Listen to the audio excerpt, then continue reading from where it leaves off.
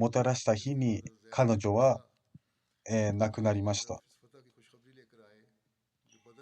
聖なる預言者サラッサラム、ハズラット・ウスマンのためにバドルの戦利品の中で配分しました。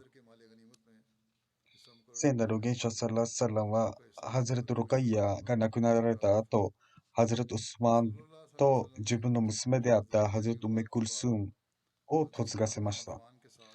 ハズラット・ウブルフレラからの伝承によりますと、聖なる預言者サラッサラム、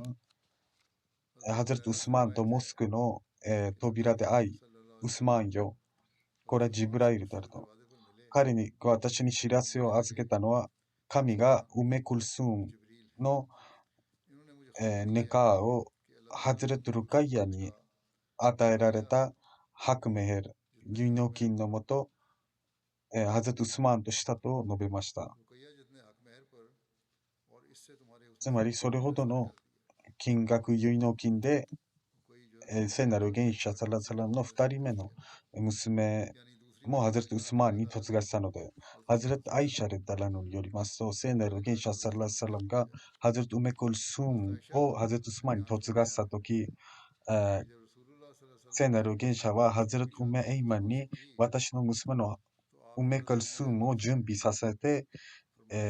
ウスマンの家に送り届けてくださいと。彼女はそうするように、聖なる預言者は3日後にハゼト・メクルスーンのもとを訪れて、私の愛しい娘よ、あなたの夫はどうですかと、ハゼト・メクルスーンはこう述べました。彼は素晴らしい夫であると。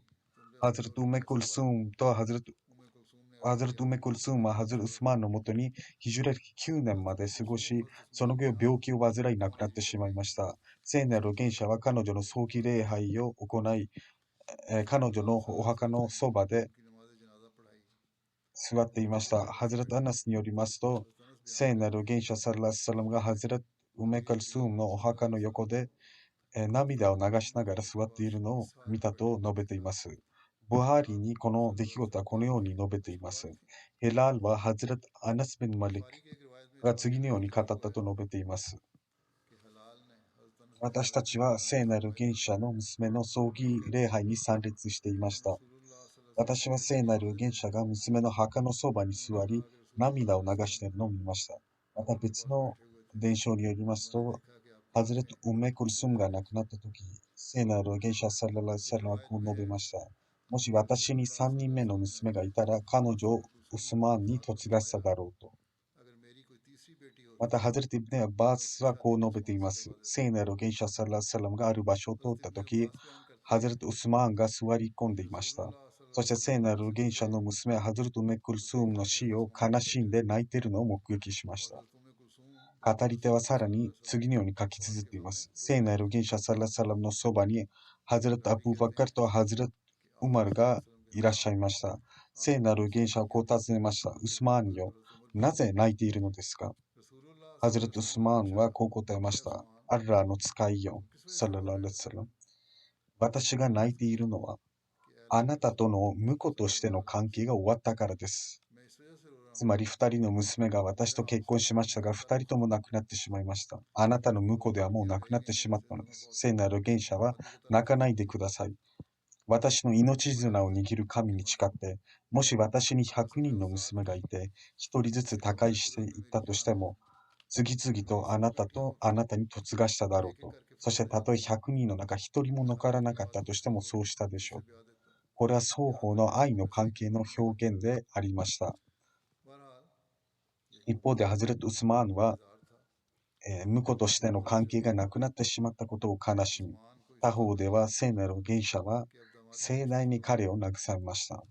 彼はウスマーンと密接な関係は継続しているため悲しむことはないと安心させたのです。また、ハズレット・ミルザ・ブシール・マサーブの著書、シーラット・カータム・ナビーンの中で、この結婚について次のように記述しています。聖なる預言者の娘でハズレット・ウスマーンの妻であったルカイヤが亡くなった後、聖なる預言者はハズレット・ファートマより年上で、ルカイヤより年下の次女のウメクルスムという娘をハズレット・ウスマーンに嫁がしたのです。そのため、ハズレット・ウスマーンはズン・ヌレーン、すなわち2つの光の所有者として知られています。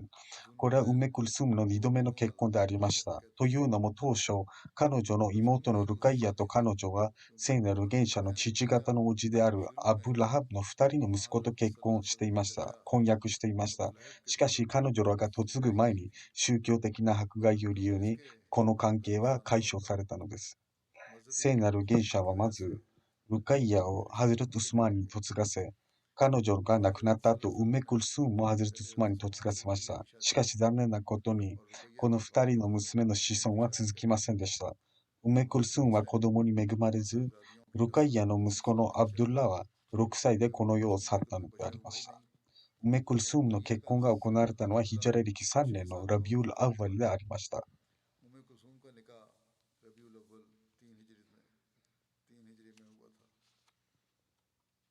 この時期に起こった出来事の中に、ボフラーンの戦いがあります。ボフラーンの戦い以外に、フルルの戦いやスレイムの戦いとも呼ばれています。ボフラーンとは、ヒジャーズの人々が所有していたフルルの谷の鉱山のことを指しています。また、フルルの谷はベインナから96マイル離れているところに位置しています。聖なる元者は、スレイム族の大勢がボフラーンに集まっているという知らせを受け取りました。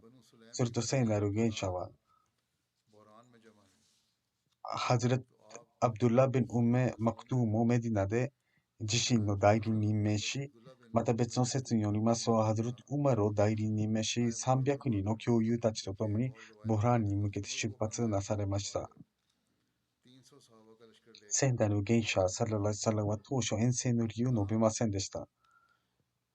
イスラム軍がブフラーンまで一夜の距離に到着したとき、そこでスレイム族の一人が聖なる元者に会い、軍団がすでに散り散りになっていたことを伝えました。聖なる元者はその男を一人の共有に預けて、ブフラーンに到着するまで前進を続けました。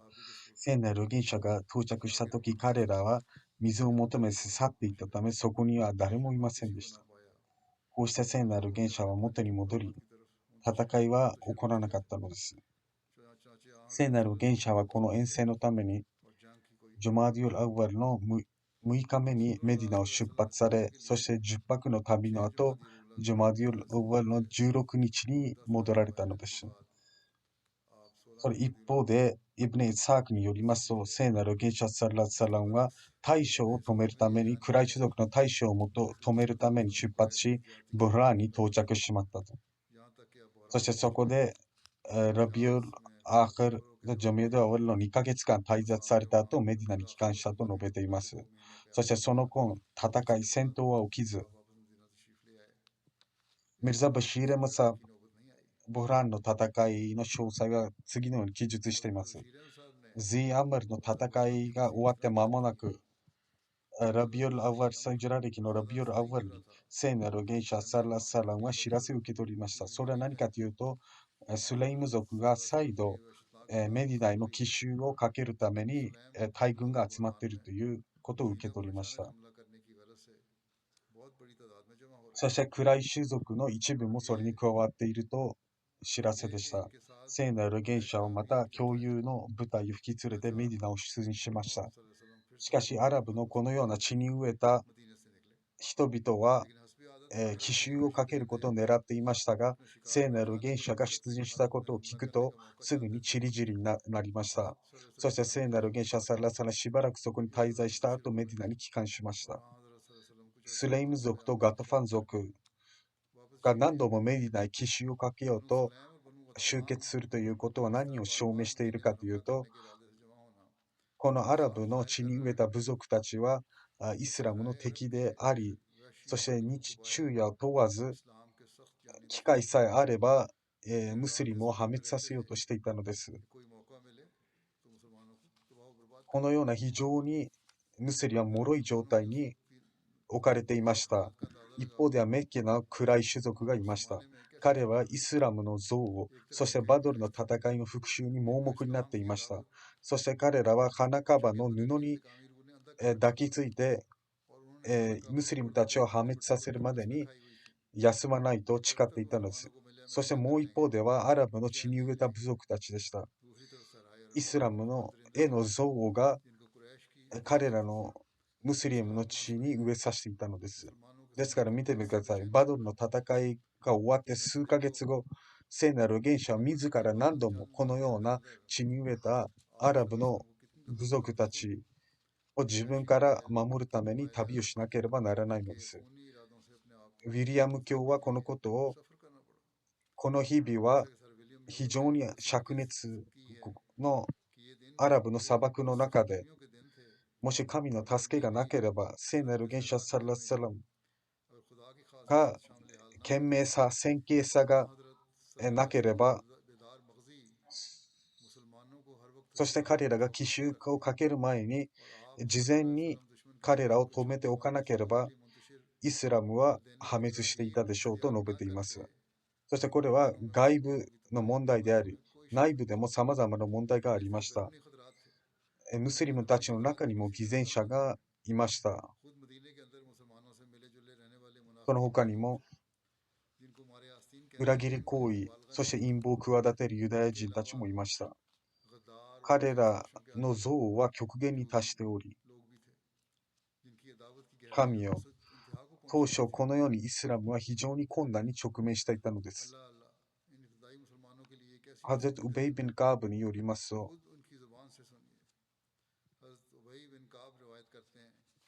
この時代、教友たちの状態はどのようなものかであったかというと、彼らは夜も武器を携帯して寝ていました。そして日中も武装していました。突然奇襲をかけられるのではないかという恐れからです。そしてお互いにこう言っていました。見てください。メディナに平和が訪れるまで私たちは生きていられるでしょうか。神以外恐れることなく生きていくことができるのでしょうか。この言葉は当時の状況を物語っており、平和がどれくらい尊ばれたかがわかります。平和がどれくらい待望されていたのか見てわかります。現在も、この状況が行われています。特にパレスチナ人たちも。また、ゼイド・ベン・ハルサの遠征があります。その詳細については、そのスレイム族、そしてガトファン族の戦い、そしてサフィークの戦いでアブスフィアンが参加したこと、そしてバヌサルバ、ガトファンのなどのこのような敵対行為、つまりこのような軍事行動が危険を察知していました。バドルの戦いの勝利の後、敵は屈辱を受け、イスラムは様々な問題に直面していました。メッカからシリアへ通じる貿易航路は航海を通じてそこに通じていました。ですからムスリムたちはその対処を止めようと試みていたのです。そしてメディナ周辺の部族たちもムスリムたちと同盟を組んでいました。ですから、メッカの暗い種族はその貿易航路を使いたくなかったのです。そしてこのような対処を止められていたため、メッカの暗い種族は非常に心配し、シリアへの知られた航路を捨てて別のルートを探していました。ある時、メッカの暗い種族の一人が、ムスリムたちが私たちの大きな障害となっていると。その貿易航路が止められたため、私たちはどうすればよいのでしょうかと、考えていました。そした沿岸沿いの部族もムスリムたちと同盟を結んでいました。ですから私たちはどのルートを通って貿易をすればいいのかと。もしこのままメッカに滞在すれば、私たちは全てのものがなくなってしまう。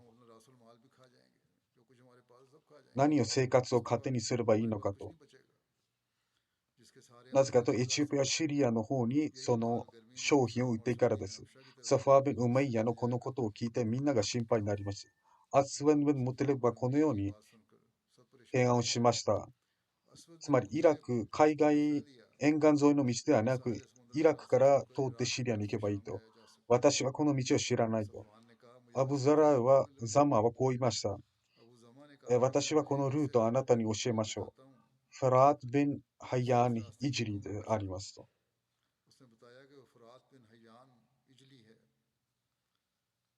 彼はこの道をよく使って行き来をしていると。そしてそこでの道をよく知っていると言いました。サフワン、神に誓って、素晴らしい、私はそれを望んだと言いました。フラーツが呼ばれると、サフワンが彼が来ると、私は大将を引き連れてシリアに行きたいと述べました。ムハンマドは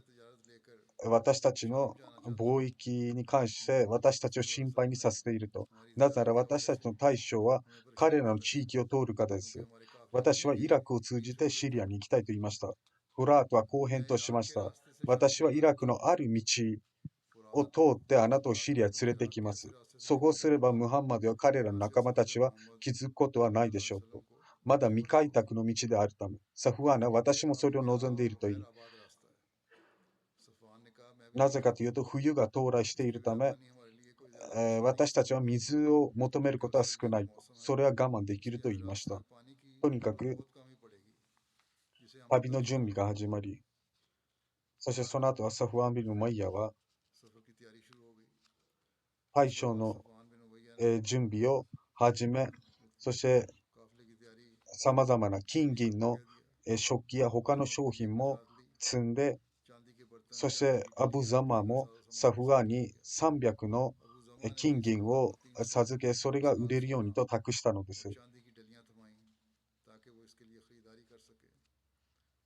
つまり2つのミツカールは 4.37 グラム金を指しています。また別の伝承によりますと、サフワーンはたくさんの商品を持って出発し、そこには金銀の食器や、それは3万ディルハムに相当するものでした。アブスフィアン・ビン・ハルも自分たちと共にたくさんの銀を積んで失敗し、他の部族の人、他のクライ種族の人たちもたくさんの商品を彼らに授けました。サフワーン・アブスフィアンの他にもたくさんの人がそこに大将に加わりました。アブドゥル・アブドゥラやアブ・ウザなどです。そしてフラート・ビン・ハヤンのガイドのもと、イラクを通ってシリアへ行く、このクライ種族の大将は出発しました。この遠征の日付と呼び名に関して、この遠征はジョマダ・アル・アクル・ヒジャラ歴3年に行われたと言われています。セリア・ガルダとも呼ばれています。ガルダはナジドの地域の井戸の名前であります。そして私が前述したように、クライ種族は非常に慎重に進軍しました。彼らはこの情報が漏れないようにとの、細心の注意を払ったのです。そうでなければ、この道を通ることすら叶わないと。しかしながら神は別のことを定めていました。この情報はメッカ側の人間から漏れるのを防ぐことは不可能でありました。ノエン・ビン・マスード・アジェイはこの情報を入手しました。そして同じ時に彼はメディナへ行く用事がありました。彼はこの時無宗教で多神教であったのです。彼はメディナでナディール族の族長の一人であるケナナ・ビン・アビフ・ゲイクのもとに滞在しました。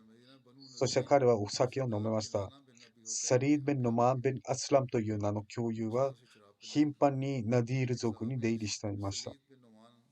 サリードはヌエイムとケナナ・ビン・アビフカークと、同席し、そしてヌエイムは完全に低迷していました。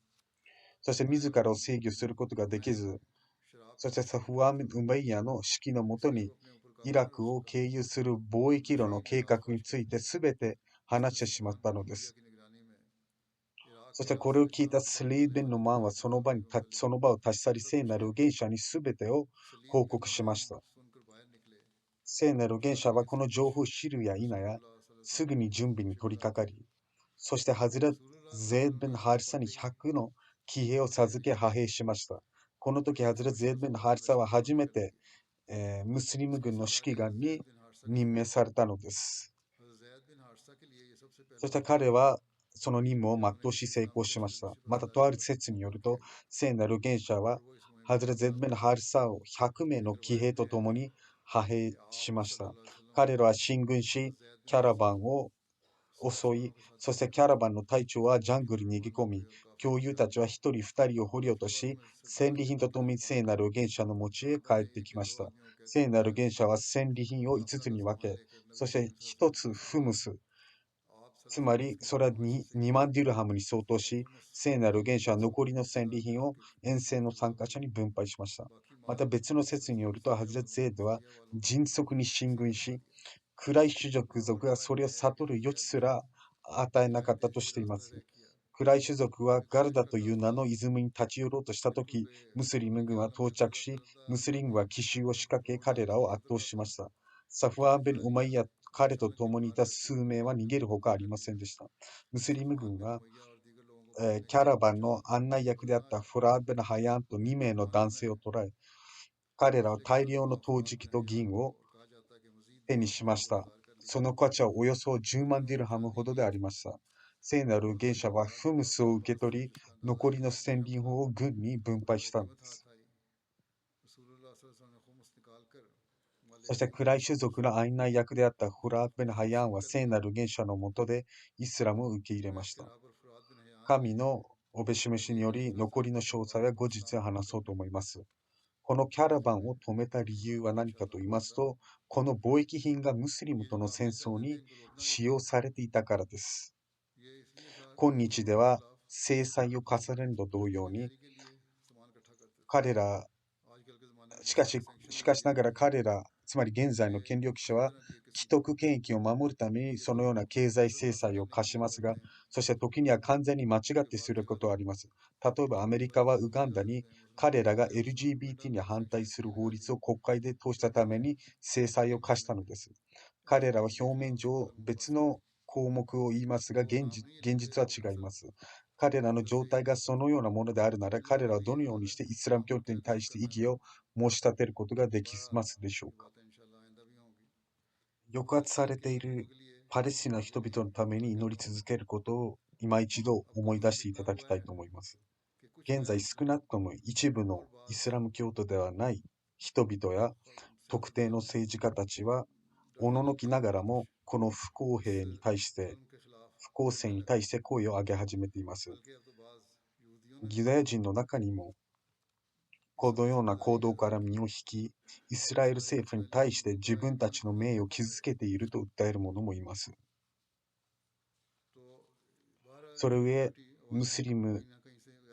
たちではない人たちからもあちこちで声が上がっており、現在パレスチナの人々に援助を届けるために、毎日4時間の戦闘の一時停止が行われると言われています。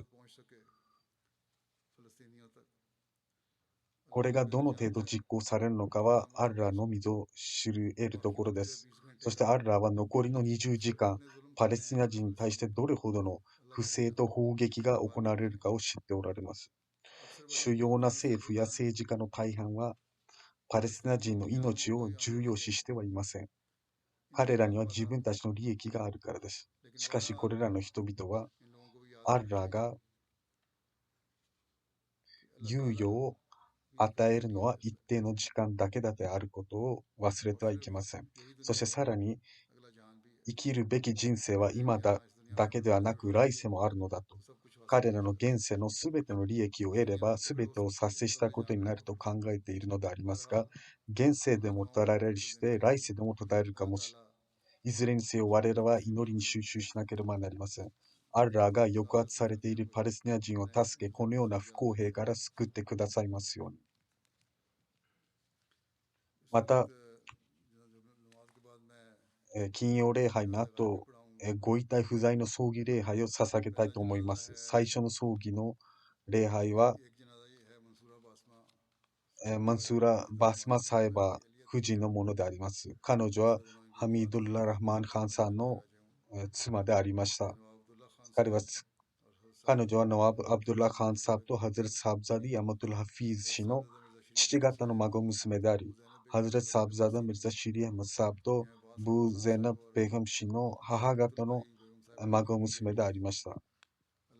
アッラーの恩恵により、彼女はワシヤツ制度の一員であり、非常に敬虔な女性でありました。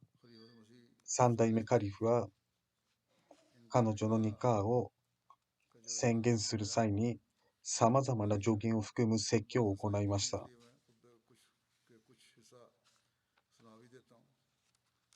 三代目カリフはこのように述べられました。このニカーによって女性にも男性にも以前にはなかった責任が課せられるのです。第一に、彼らお互いに対して負う責任があります。つまり夫には妻に対する責任があり、同様に妻にも夫に対する責任があり、第二に子供たちの関係で夫婦が共に果たさなければならない責任があります。子供に関する責任については、二人の間で分担されている責任があります。例えば、母親は子供にミルクを与えるが、父親はそれができません。しかし、父親は子供が不道徳な習慣を身につけないように、屋外での子供を面倒見ます。母親の責任は主に家庭内のことに関係します。いずれにせよ、両親がそれぞれの責任を果たすまま、子供たちは多くの災いから守られます。また、こうも述べています。私たちがこの機会に朗読するクラーンの説は、こうした新たな責任に注意を向けさせるものであり、第一にアッラーは次のように述べています。汝よ、あなた方の主を恐れなさい。この聖句は、神を恐れることについて述べています。様々な文脈でタクワについて述べられていますが、2回の機会に唱えられるこの聖クラーンの特定の聖句では、主を恐れることについては、アッラーが育成するお方であり、自分たちを含むすべてのものを徐々に育んでくださるように、自分たちもまたアッラーである自分たちの主を心から恐れる場合にのみ果たすことができるのであり、供給し育てるという新たな責任を与えられるということです。第二に、この関係性は非常に脆いものであります。過失によって間違いによって多くの誤解が生じる可能性があり、そのためこのような事態から身を守るためにこう知られています。私たちは正しい言葉を言いなさいと。つまりただ真実を話すだけでは不十分で、明確な話し方を、端的に明確な話し方をしなさいということです。この習慣を身につければ誤解や対立をなくすことができます。そして三つ目に、ワルタンゾルナフソンマカダマテレガト。つまりあなた方の両親はあなた方の将来を見据えて教育しました。そしてあなた方も自分たちの子供の将来を考えて教育しなければなりません。ですから、両親はこのように子供それぞれの将来があるわけですから、一つの将来ではありません。なぜかというと、当時と比べて世界は大きく変わったため、あなた方が育てられた時代とは大きな違いがあります。ですから、父親の責任はまた違い、私たちの時代の父親の責任ではなくて、もっと、懸命に気をつけながら、私たちは自分たちの教育の責任を負わなければなりません。でなければ、アハマディア教会の教育に関して、それが全世界と関係のあるものに関してですね、自身の子供たちの責任を負ったとしても、それを背負うようにしなければなりません。どうか神様が私たちにそれを理解し、それを実践する機会を与えてくれるように。また、こうも述べています。このネカーは、一人の、私のプッパであるノア・ベゴサバ、そしてプッピである、私の孫娘であり、そして約束されたメシアの4代目の世代であります。ハズレミルザ・シリーマサーブの、孫であり、また、ですから一方で、彼女は約束されたメシアの親戚であります。責任は2倍になります。責任が2倍になるということは、2倍恐れなければならないということです。私たちには2倍ほど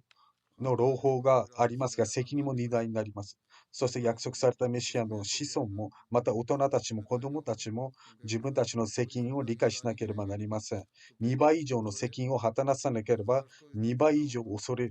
なければならないということになるからです。どうか約束されたメシアの大人の子供もこのことを理解するように。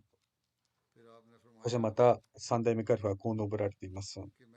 私がこの世の中、つまり夫婦の関係が約束されたメシアと親戚に関係にあたると、私は非常に心配してしまい、お祈りを捧げます。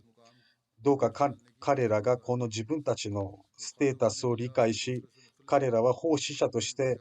別格であり、彼らは通常いつも以上の奉仕者となって人生を過ごさなければなりません。彼女のアズィザ・バスマ・マンスーラ・サイバーに関するものとして、娘であるラビはこう綴っています。小さい頃は、彼女は私たちと神との関係を築きさせてあげました。常にいい人たちと接することがどうに神に祈りなさいと言いました。そしてドゥアーの意味は小さい頃しませんでしたが、大人になって分かるようになったのです。私たちの母は人々をこよなく愛していました。自分を犠牲にしてでも人々を気遣っていました。そしてそれは真実でもあります。人々から見れば、普通の人々から見れば、彼女は無駄に自分を犠牲にしていると考えるかもしれませんが、彼女は身を切ってまでも人々を気遣っているのです。ロンドンに年次総会に参加するために来たとしても、自分のためには何も買わず、貧困者のためによく物を買っていました。そして養女も一人いり、よく教育を見て嫁がしたりもしていました。他にもたくさんの、女の子たちの結婚を援助していました。そして客人もよく家を訪れており、そして近所の人々もよくご飯を、提供していました。外で掃除をする人がいても、その人に対しても食事になると彼女の元をずれて食事をしていました。そしてたくさんの人たちに金銭的援助もしていました。もし自分のためにも貯金するように言われれば、私は決して次の日のことを考えていないと。神様が何とかしてくれると述べました。そしてワクテ・ゼンデギに対して大いな敬意を払っていました。よく彼らを気遣っていました。親戚のワクフェ・ゼンデギとも関係を築き、よくおもなしていました。ワクフェ・ゼンデギは犠牲を払うので自分のすべての人生を築かなければならないと。一つ一つの関係をよく全うしました。彼女はよくこう言っていました。私は決して相手が自分に対して何をしたかは考えないと。私はすでに間違いを犯すこともありますが、一番最初に謝罪していました。誰かに怒ったとしてもすぐに謝罪し、プレゼントを渡り人にしていました。婿である彼女の婿はこう述べています。私は非常に驚いています。14歳の頃、彼女はワシヤ制度の一員になったのです。小さい頃、私は夢を聞かされました。何かというと、私はアルラーの足元で泣いてを見て、そしてそれ目覚めると、私は本当に泣いていました。これまで神様がたくさんのことを私のためにしてくれたのです。ここでも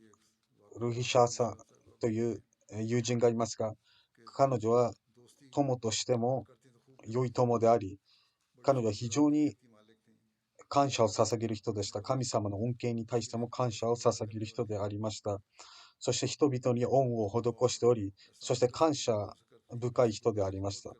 相手が恥ずかしくなるほどです。また、義理の姉であるファルークさんはこう述べています。彼女は義理の姉というよりも友人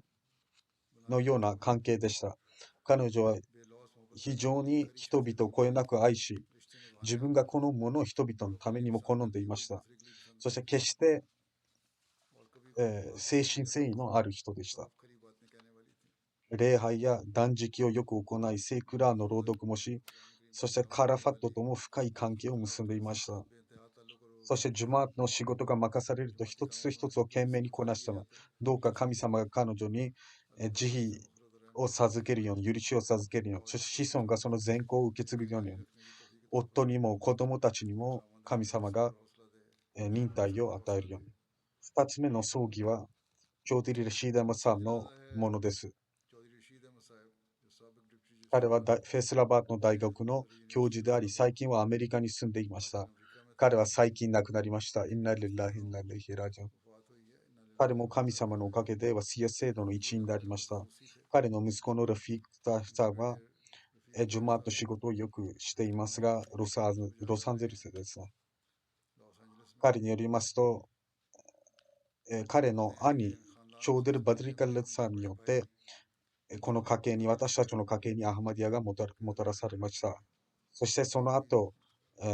父や他の親戚家族がベトしました。1974年の反アハマディア運動が起きた時に彼らの家は大学の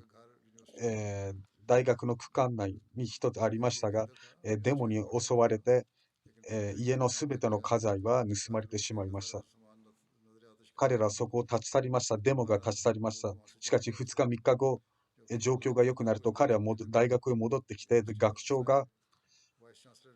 私はあなたが損を被った分を保証したいと言いましたが、チョーデリ・ラシードさんは、指を天の向かって上げ、私は決して人々から助けを得ない。私は神の道のために、この損を耐えています。神の道のためにこの損を被ったわけですから、神様が補填してくださるといい。そして神様の恵みによって、すべての補填がなされました。彼はカラファットをこえなく愛し、そして一つ一つの訓練を全うしようと心がけていました。彼は非常に誠意のある人で、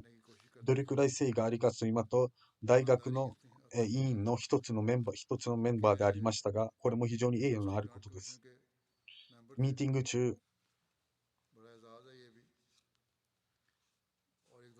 彼は交通費を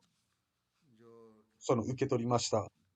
ミーティングに参加するために、帰りに親戚の一部が私たちも一緒に行きたいと述べ、そして彼は自分のチケットを2等席に変え、そして余った分のお金をしっかり政府に返金したのです。彼は一回、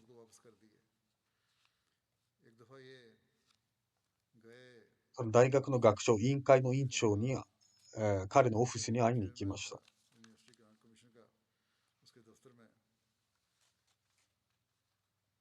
そしてそこで彼が行くと、自分が来たという、会いたいという、面会したいというカードを送ると、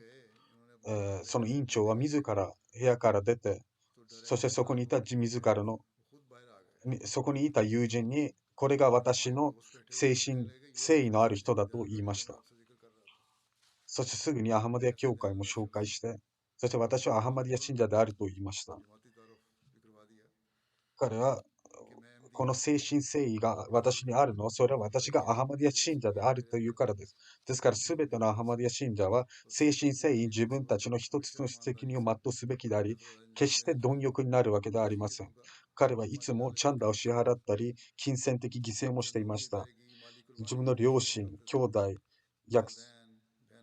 束されたメシアから、そして他の教友たちからの寄付の名義でも寄付をしていました。彼は非常に信用深い人であり、愛着のある人物であり、彼は自分の生徒たちを自分の兄弟、そして子供たちのように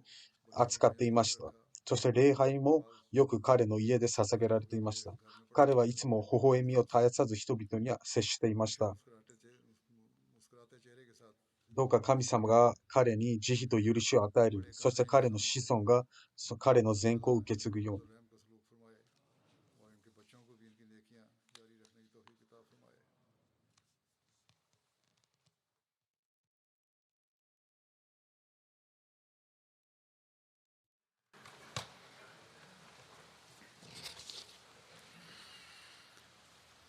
الحمد لله نحمده ونستعينه ونستغفره ونؤمن به ونتوكل عليه ونعوذ بالله من شرور أنفسنا ومن سيئات أعمالنا من يهده الله فلا مضل له ومن يضلل فلا هادي له